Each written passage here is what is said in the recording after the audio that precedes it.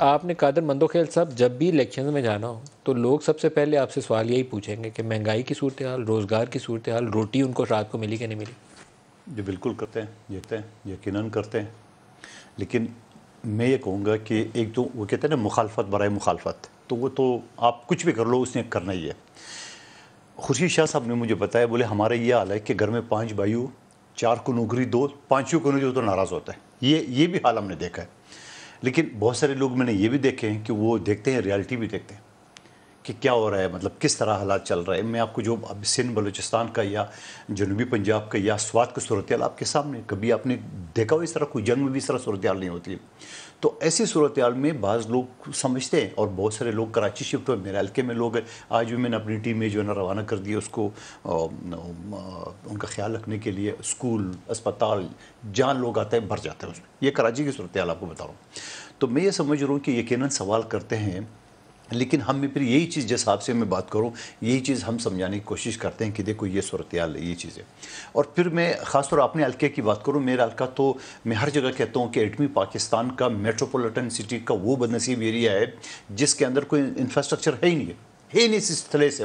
مطلب جس نے جو گھر بنا لیے، جہاں بنا لیے، سورج کو ادھر جا رہے، کو ادھر جا رہے، پتہ ہی نہیں چل رہا ہے. تو انشاءاللہ الحمدللہ ہم نے اس کے لیے پروگرام بنائے. ابھی میں 1 سال مجھے ہوا ہے، 1 سال اگر زندگی رہی اور یا اسمبلی رہی تو میں انشاءاللہ اس سب کو مکمل کروں گا. تو میں نے بنیادی طور پہ سوچا ہوا ہے، مجھے یہ اسمبلی بھی، یہاں کمیٹیاں بھی سنبھالنا ہے، اپنے حلقے بھی سنبھالنا ہے. تو یہ سوال یقیناً لوگوں کے ذہن میں ہے. اب جو محترم اعجاز الحق صاحب باتیں کر رہا تھا، اس میں اپنے حساب سے یہ کیا. بھائی آپ مجھے بتاؤ کہ آپ کے والد محترم بھی تو حکومت پہ رہے 9، 10، 11 سال. کیا کیا انہوں نے؟ میں قبائلی علاقے ذوب کا رہنے والا ہوں. میں الفیہ کہہ رہا ہوں، کبھی ہم نے کلاشنکوف تو دور کی بات ہے، ہم نے پسٹل نہیں دیکھا تھا. آپ نے جو فیصلہ کر دیے اور پھر اس کے بعد جب یہ کلاشنکوف کلچر آیا تو آپ کے دور میں آیا. یعنی آپ نے پورے پاکستان کو ایک میدان جنگ بنا دی، آپ کی پالیسی کی وجہ سے آیا. اور پھر اس کے بعد آپ نے جو دوسرے اقدامات کی، آپ نے انڈیا کے ساتھ کیا کیا وہ آپ نے بتا دے، کچھ نہیں کیا.